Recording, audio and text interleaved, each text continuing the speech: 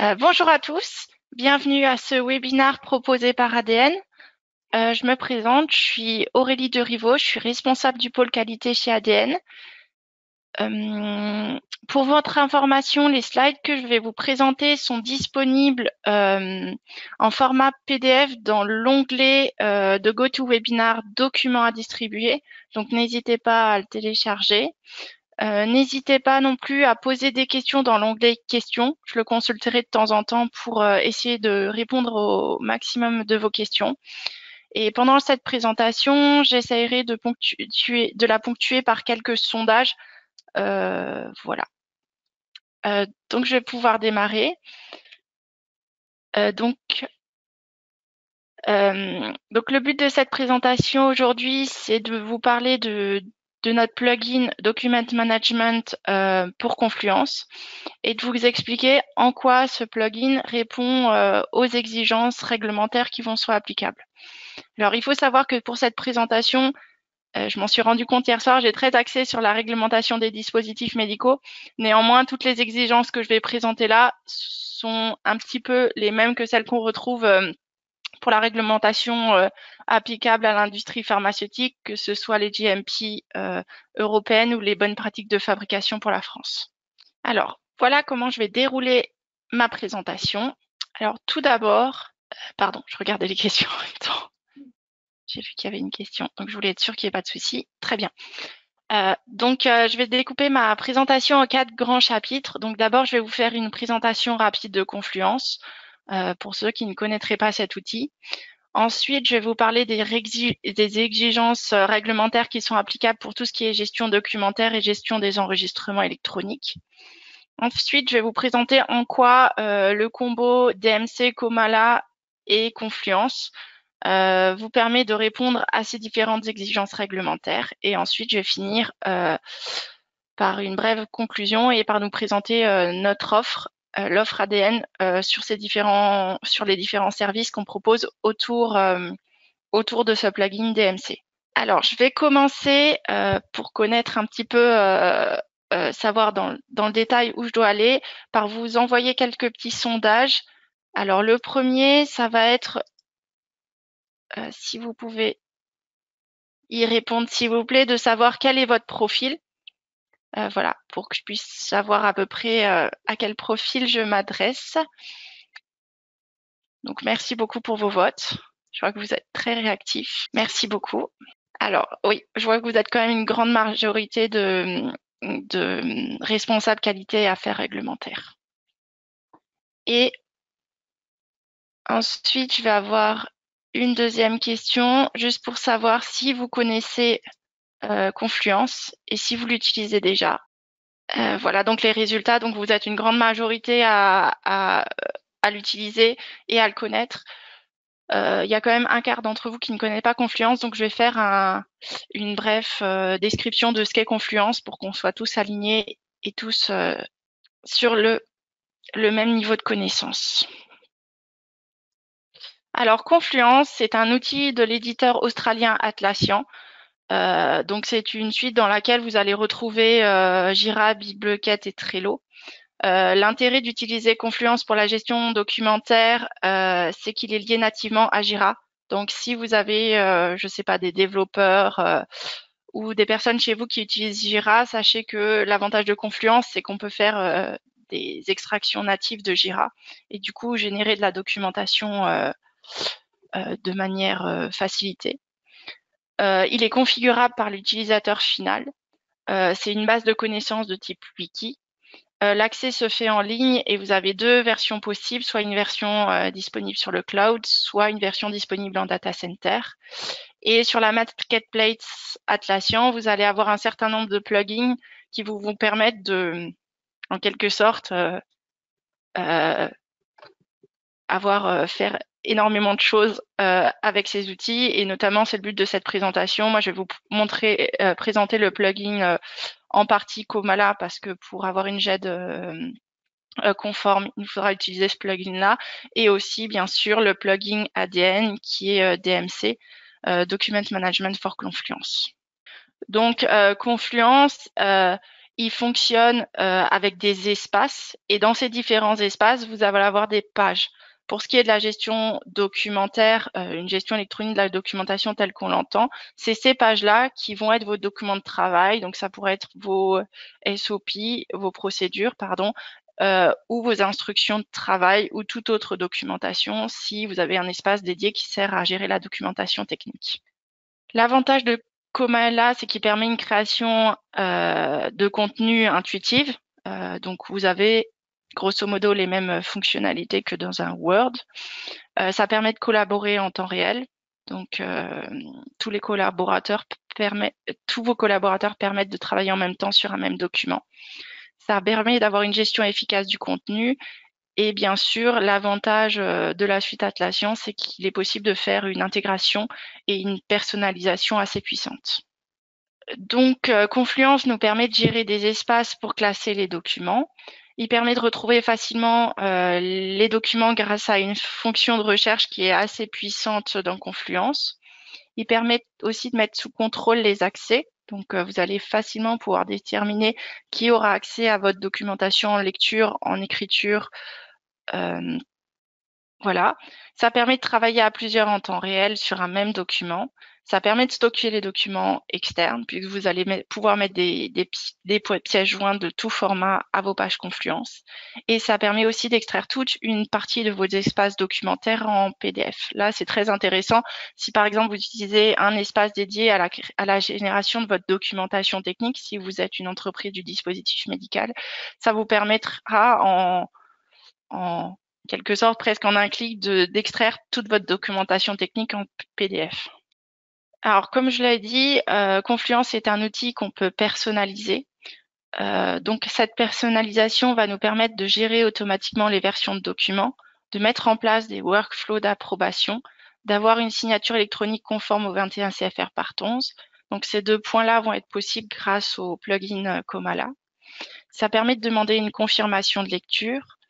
Ce qui est intéressant si vous utilisez déjà Jira, c'est qu'il y a une liaison Jira Confluence native bidirectionnelle.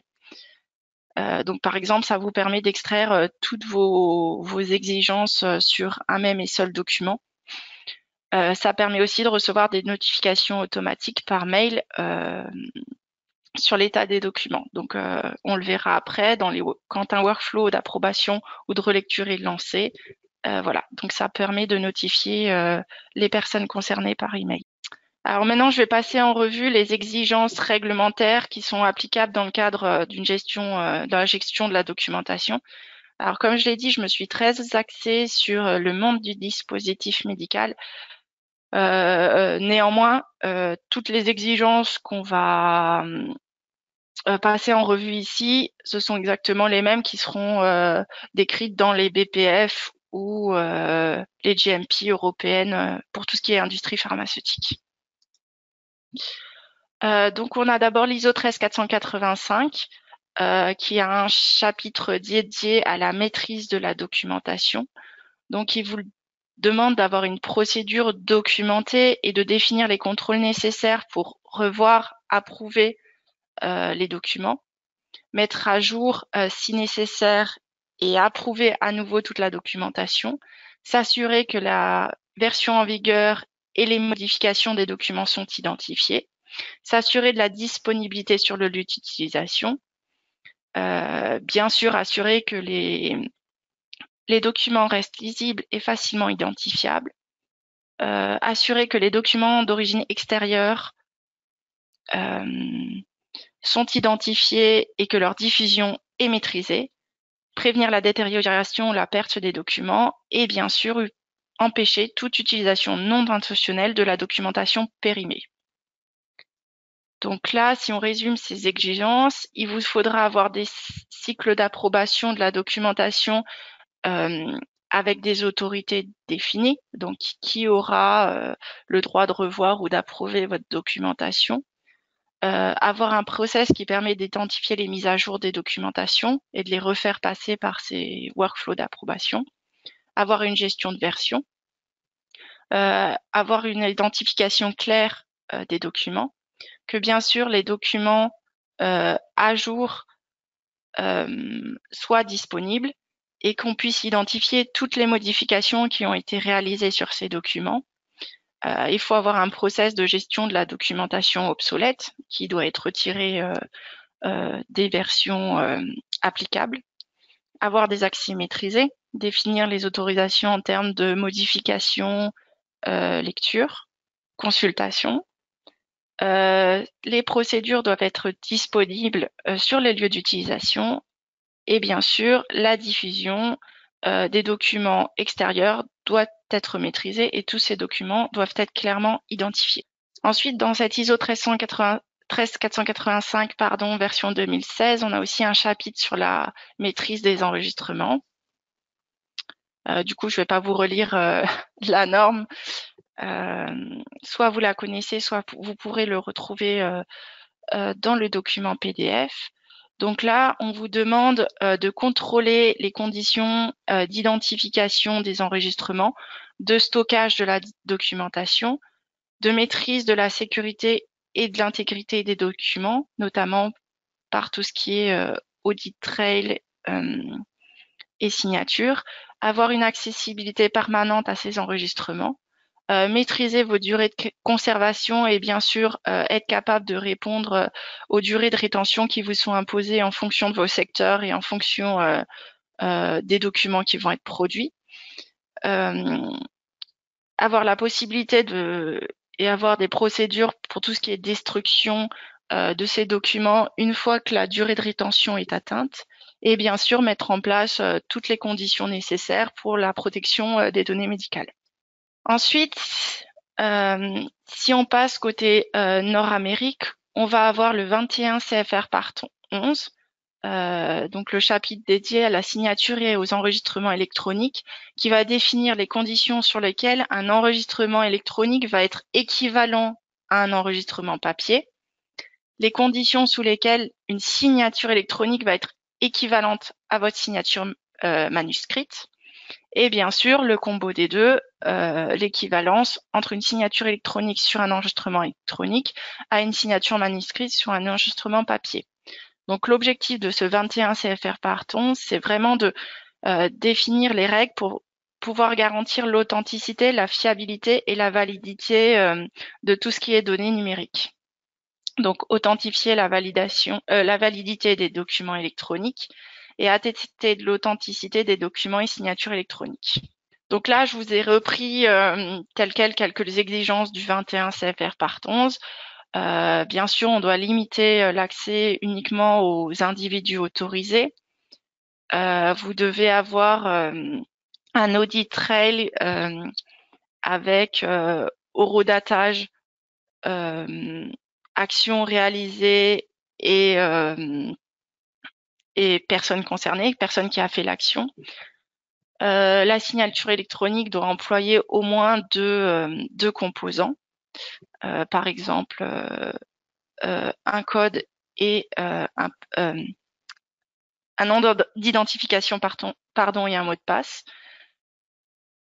La signature électronique doit être unique et attribuée uniquement à un seul individu.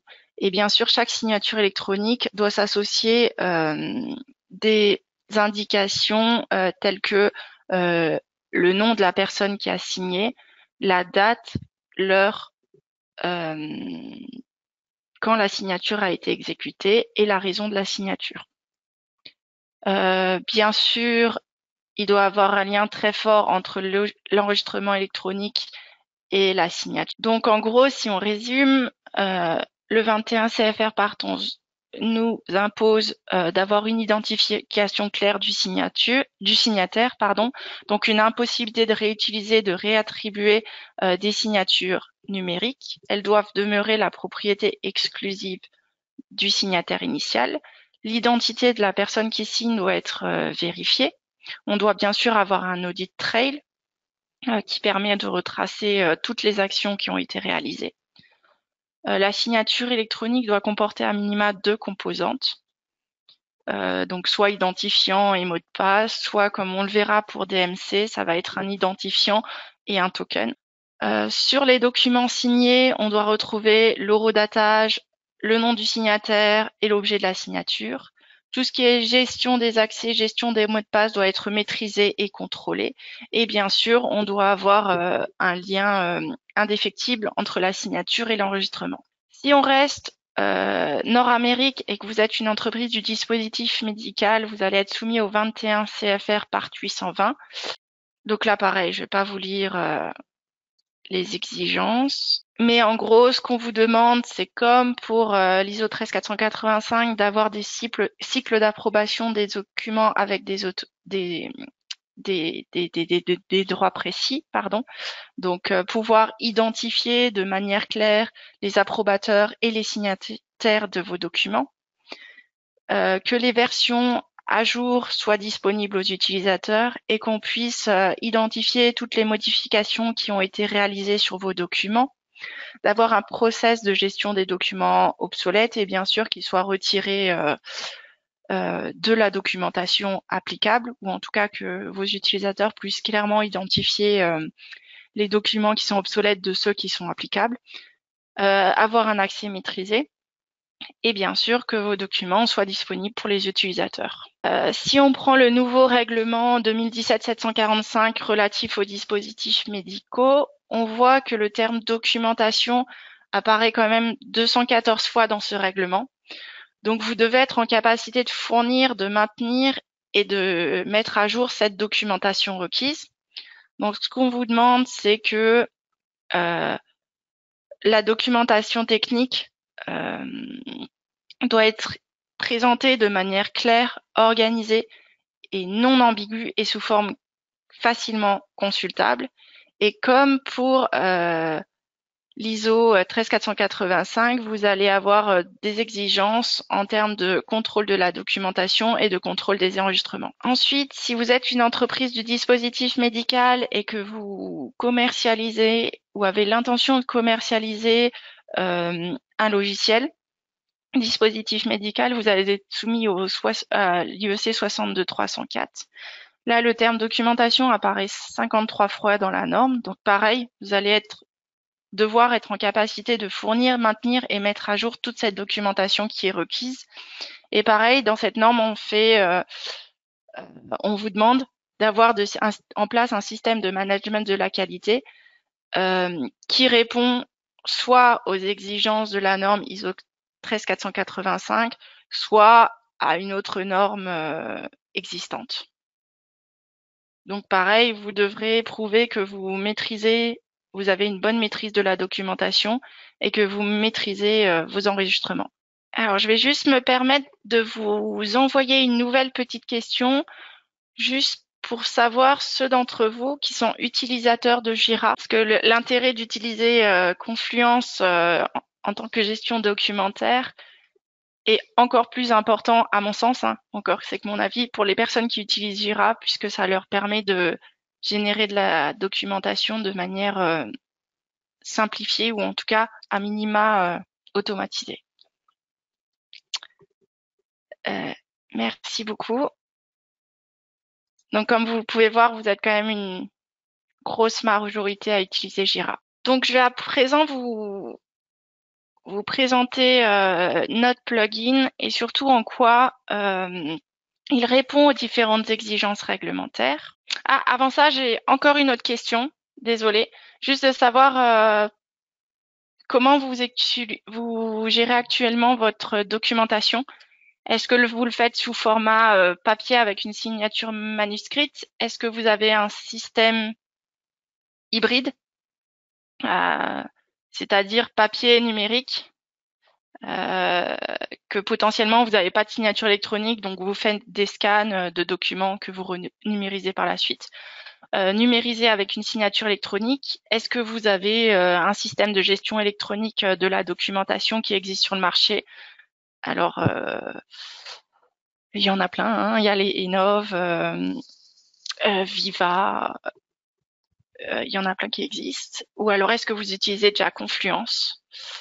Merci beaucoup.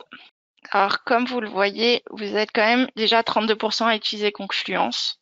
16% sont encore sur un archivage papier et 26% ont un système hybride, contre 21% qui sont numérisés avec une signature électronique. J'ai une autre question. Est-ce que vous avez déjà eu des non-conformités liées à votre gestion de documentaire? Alors là, c'est juste à titre informatif vraiment, qu'elle soit close ou non. Merci beaucoup. Alors, comme vous pouvez le voir, il y a quand même 30% d'entre vous qui ont déjà eu des non-conformités liées à cette gestion documentaire. Et j'ai une dernière question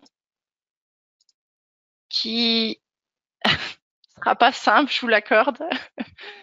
Donc, c'est de savoir si vous avez une idée du coup que vous allouez à votre gestion documentaire. Donc là, on a des réponses en équivalent temps plein. Donc, est-ce que vous avez une personne dédiée à la gestion documentaire, un mi-temps, 2 personnes, plus de 2 personnes dédiées à la gestion documentaire? Merci beaucoup pour vos réponses. Et c'est très intéressant parce que vous êtes quand même 21% à allouer plus de 2 équivalents temps plein à la gestion documentaire. Donc on voit que c'est quand même voilà un sujet qui nous préoccupe tous et qui est important, et presque la moitié qui sont entre 0,5 à 1 équivalent temps plein pour la gestion documentaire. Merci beaucoup. Je vais repasser à la présentation. Alors, du coup, si on reprend les besoins, donc vous allez avoir besoin de stocker vos documents sous un format numérique, d'avoir un versionning automatisé, d'avoir des workflows d'approbation, d'avoir une signature électronique, de pouvoir rechercher et retrouver facilement vos documents, d'avoir une gestion simplifiée de la diffusion et un suivi renforcé, avoir des mécanismes de verrouillage et une gestion des droits, et bien sûr avoir un audit trail qui vous permet de garantir la traçabilité de vos données. Donc nous, ce qu'on vous propose pour GED, c'est d'utiliser le combo Confluence, Comala, qui est un plugin disponible sur la marketplace, et également le plugin ADN, Document Management for Confluence. Ce que va vous apporter le plugin DMC, c'est qu'il va vous permettre de définir la zone d'espace de publication, et on verra par la suite ce que ça veut dire. Il va vous permettre de définir un versionnage. Comme vous êtes nombreux à utiliser Confluence, vous savez que nativement, Confluence va incrémenter de version à chaque fois que vous allez faire une modification sur un document. Là, l'avantage d'utiliser ce plugin DMC, c'est que l'incrémentation de version majeure ne va se faire que à l'approbation et à la publication du document. Donc, vous allez avoir 2 systèmes de versionning qui va cohabiter, le système de versionning natif de Confluence et le versionning DMC qui lui correspondra plus aux exigences qui nous sont imposées par la réglementation et qui permettent un suivi des versions publiées et applicables dans votre entreprise. Il va aussi permettre de définir une nomenclature, c'est-à-dire d'attribuer un identifiant unique à chacun de vos documents, et donc de les retrouver plus facilement et donc de permettre de garantir la traçabilité. Il va permettre de définir le statut du workflow pour que la page soit publiée. On va voir par la suite en détail ce que ça veut dire. Il va vous permettre de définir les groupes qui peuvent faire une confirmation de lecture. Et il va permettre de définir le niveau des pages concernées par justement le versionning, par la publication dans l'espace, ce qu'on appelle nous espace publish, donc les versions qui seront applicables, et ça va permettre d'avoir des pages de rangement et du coup de déterminer votre architecture documentaire. Donc DMC va fonctionner avec 2 espaces dans Confluence, un espace draft qui va vous permettre de créer des nouvelles pages et de faire des mises à jour. Donc cet espace, encore une fois, la gestion des droits, c'est vous qui la déterminez, hein, va être accessible par le plus grand nombre, ou en tout cas toutes les personnes de votre entreprise qui sont susceptibles de faire des modifications sur la documentation. Et donc, les personnes vont pouvoir faire les modifications qu'ils souhaitent. Et c'est à partir de cet espace draft qu'on va lancer le processus d'approbation. Une fois que les documents seront approuvés et passeront dans un état, alors soit approuvé, soit published, c'est-à-dire un état effectif, ils vont passer dans l'espace published qui va, elle, contenir uniquement vos procédures, les versions de procédures qui sont applicables à votre entreprise. Donc là, elles vont être accessibles à tout le monde, mais il n'y aura aucune possibilité de modifier une page publiée. Ça veut dire qu'à chaque fois que une modification va être faite dans l'espace draft, il faudra que cette page repasse par l'état, par le workflow d'approbation pour qu'elle puisse être disponible dans l'espace published. Donc là, ça veut dire que les gens qui auront accès à l'espace published n'auront accès qu'aux versions à jour de votre documentation. Ensuite, dans Confluence, avec ce plugin DMC, vous allez pouvoir faire une architecture documentaire personnalisable qui va vous permettre de créer des pages de rangement qui, elles, ne seront pas gérées par du versionning ou des workflows ou des états de pages particuliers. Donc, ce sera uniquement vos pages de rangement. Et sous ces pages de rangement, on va avoir des pages Confluence qui, elles, représenteront vos procédures ou vos working instructions. Donc là, on vous a mis un exemple qui ressemble un peu à une architecture type ISO 13485. L'avantage de Confluence, bien sûr, c'est qu'il a un outil de recherche puissant.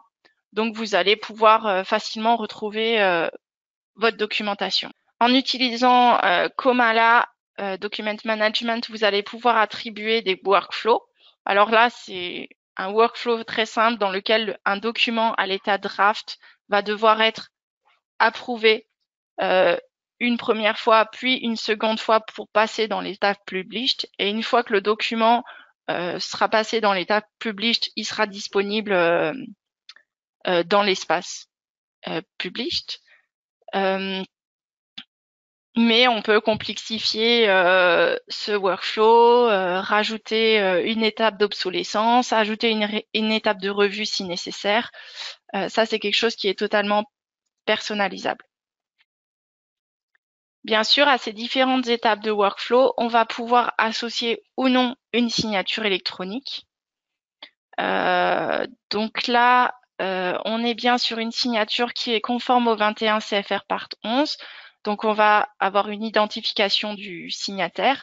Ça va être une signature à deux composantes. Donc ici, c'est avec l'identifiant plus un token qui est généré via une application particulière. Il va y avoir un lien fort entre la signature et l'enregistrement, et sur chacun des documents et sur l'audit trail, on va avoir la date, l'heure, la raison et le nom du signataire. Donc là, je vous ai mis deux exemples de macros qui ont été créés dans DMC pour justement avoir cette traçabilité sur les actions des workflows et sur les signatures électroniques. Donc, on a deux types de macros qui sont utilisables. Donc, la macro DMC Page History, qui vous permet de refaire l'historique sur tous les changements de statut et sur toutes les actions de signature électronique, quelle que soit la version.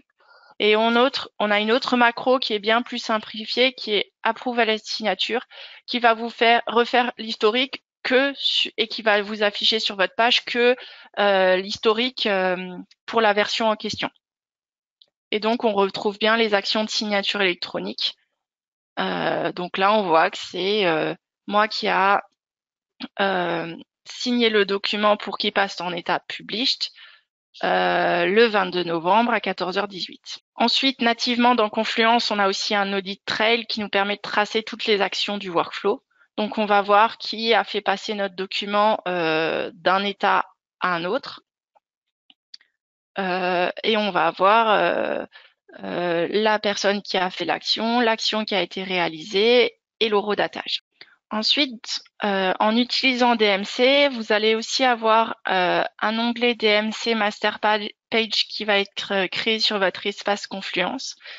Et cette Master Page va vous permettre d'avoir une gestion de votre documentation et d'avoir une vue des différents statuts et versions de votre documentation. Donc là, on voit que le document procédure de maintien de la documentation a été créée. Elle est dans une version 0.1, mais pour l'instant, elle n'a pas encore été publiée, donc elle ne sera pas disponible dans mon espace published. Par contre, si on prend une autre procédure, si on prend par exemple en ligne 2, procédure de gestion de la production, moi j'ai mis YY, admettons que c'est votre produit, on verra que cette procédure, elle est dans l'état published. Et sur la dernière colonne de notre tableau, on voit que dans cet espace-là, son nom sera procédure de gestion de la production YYY, et entrecoché, on aura toujours la version de la procédure. Donc si on va sur la dernière ligne qui nous montre la procédure de gestion de la documentation, on voit que dans l'espace published, cette procédure sera en version 2. Donc ce tableau-là vous permet vraiment d'avoir une vue d'ensemble de toute votre documentation. On voit que sur les procédures de conception, quelqu'un est en train de travailler dessus et qu'elle n'est pas encore publiée. Et pareil que pour ce qui est de l'instruction de travail sur Confluence, le workflow a été lancé et pour l'instant, on est dans l'état en revue. Dans la colonne naming, on va avoir l'identification unique de votre procédure. Il faut savoir qu'à l'installation du plugin DMC, c'est vous qui allez choisir la façon dont vous allez définir cette identification de votre procédure. Donc là, j'ai pris un exemple un peu bateau, mais juste pour vous montrer qu'on est capable de mettre du texte libre, des champs jour, date, année, et bien sûr, à la fin, un numéro incrémental. Donc là, j'ai choisi que toutes mes procédures auraient le texte libre Aurélie, que derrière, il y aurait le jour de création de cette procédure et derrière mon numéro incrémental. Ça, cette numérotation-là, c'est quelque chose qui peut être défini au moment, à l'installation du plugin. Donc, c'est à vous de le déterminer. On va être aussi capable de faire des comparaisons de versions. Donc, on va pouvoir voir quels sont les changements qui ont été faits entre deux versions. Donc là, on a comparé une version 2 à une version à la version actuelle. Donc, c'est une version qui n'est pas encore publiée, qui sera dans le futur notre version 3. Et vous voyez sur la droite qu'on va avoir la légende et que tout ce qui va être en vert, ce seront les lignes qui vont être ajoutées entre les deux versions. En rouge, ce qui a été supprimé, et en bleu, tout ce qui a été de la modification de mise en forme.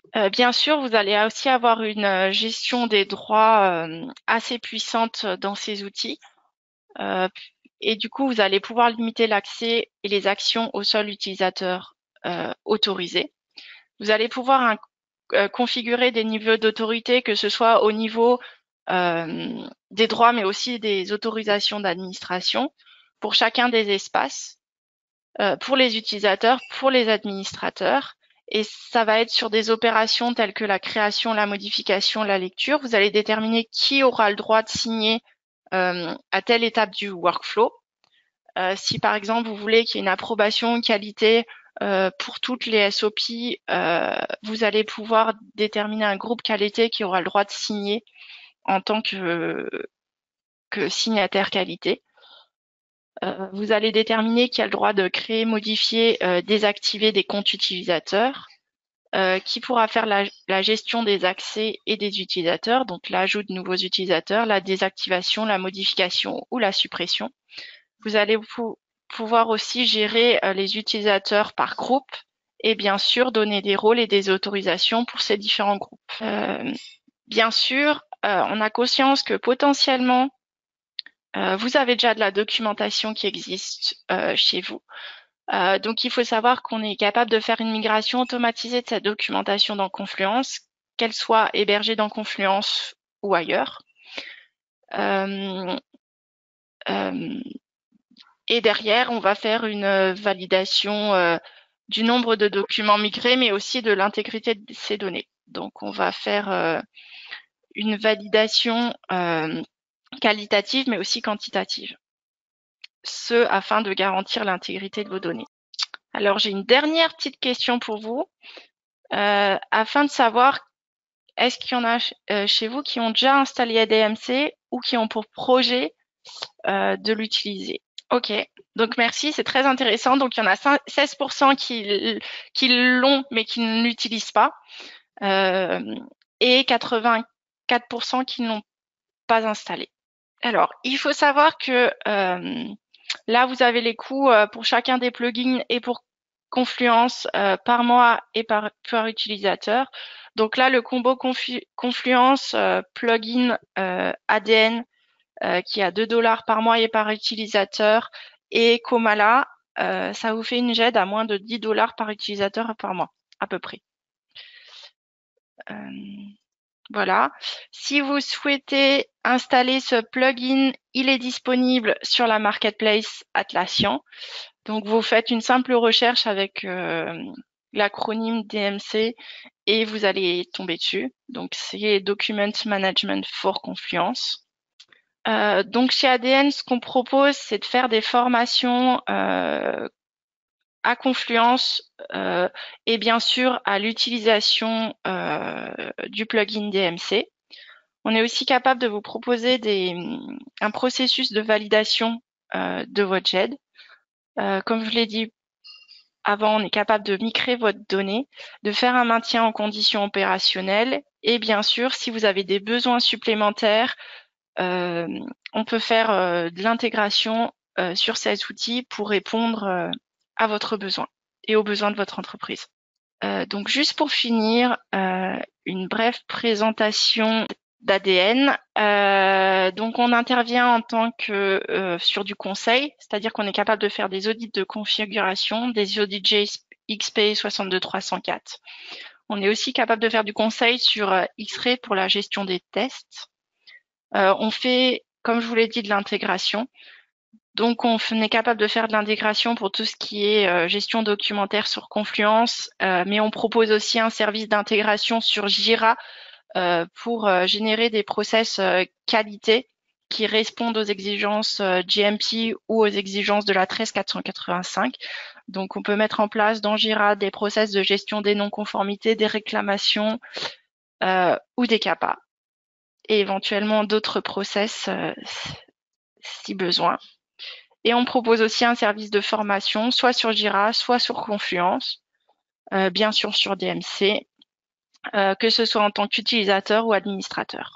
Du coup, je suis arrivée à la fin de ma présentation. Oh, pardon. Merci beaucoup pour votre attention. Donc, si vous avez des questions, n'hésitez pas à les mettre dans l'onglet questions. Du coup, j'ai deux questions. Donc, une sur bonjour, est-ce que le combo logging plus password est conforme à la 21 CFR part 11? En tout cas, la signature qui est dans Komala est conforme à la 21 CFR part 11. Comme je vous l'ai montré, ce sera pas un password, mais ce sera un token qui est généré toutes les 30 secondes sur une petite application que vous devez télécharger sur votre téléphone. Et j'ai une autre question de savoir, est-ce que la solution de signature électronique est intégrée à Confluence? Et si oui, savez-vous quelle est cette solution? Alors, à ma connaissance, moi je suis très qualité, je suis désolée, j'ai pas pu avoir quelqu'un de technique aujourd'hui. Mais à ma connaissance, dans Confluence, nativement, on n'a pas de signature électronique disponible. Il faut forcément utiliser un plugin. Alors, il y a plusieurs plugins disponibles. Komala a intégré une signature électronique conforme au 21 CFR part 11. Il y a aussi le plugin eSign qui vont vous permettre d'associer à Confluence une signature électronique conforme. J'ai une autre question. Je suppose qu'il est possible de faire de l'auto-formation du personnel aux procédures avec la signature électronique. Alors, pour l'auto-formation, ce qu'on a dans le plugin DMC, c'est qu'on demande une confirmation de lecture de la documentation, et les personnes qui ont lu la documentation, enfin c'est tracé dans l'audit trail, et bien sûr elles s'engagent à ce qu'elles aient compris le contenu de la procédure qu'elles ont lue. Alors, j'ai une question sur le temps qu'il faut compter pour mettre en place une solution si on n'utilise pas encore Confluence. Alors, peux pas vous répondre de façon précise, mais il y a bien sûr le temps de connaissance de Confluence par vos équipes qui est, à mon sens, assez simple. Moi, je suis pharmacien de formation, je suis pas développeur, donc j'ai pas eu l'habitude avant d'utiliser Confluence, mais c'est assez intuitif, je trouve, à mon sens. Et après, pour l'installation du plugin DMC, c'est très simple. Il y a quelques paramétrages à mettre en place, je crois une dizaine quand vous installez le plugin. Et ensuite, voilà, à la compréhension et à l'utilisation, je ne pense pas que ça prenne énormément de temps. Bien sûr, ce qui sera le plus long, ce sera tous les aspects de validation, puisque l'ISO 13485 dans votre version de 2016 va vous demander de valider tous les outils de gestion de la qualité. J'ai une question concernant la gestion de la documentation technique d'un projet sous Confluence.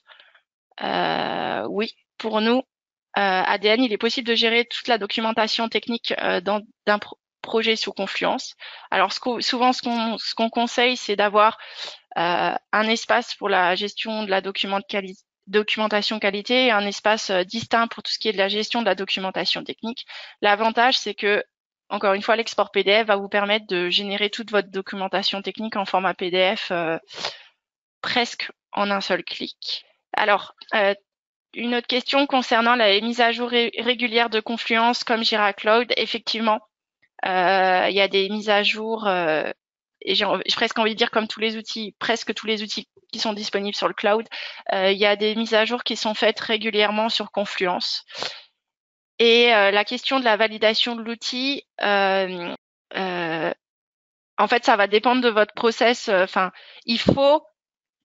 ça ne veut pas dire qu'il faut revalider l'outil à chaque changement, mais en tout cas, vous allez devoir faire une gestion des changements, c'est-à-dire documenter ces changements qui ont lieu sur Confluence et faire une analyse de risque et une analyse d'impact pour déterminer si oui ou non ça a un impact sur l'état validé de votre système ou non. En tout cas, vous allez devoir faire du monitoring et documenter toutes les impacts potentiels sur votre outil.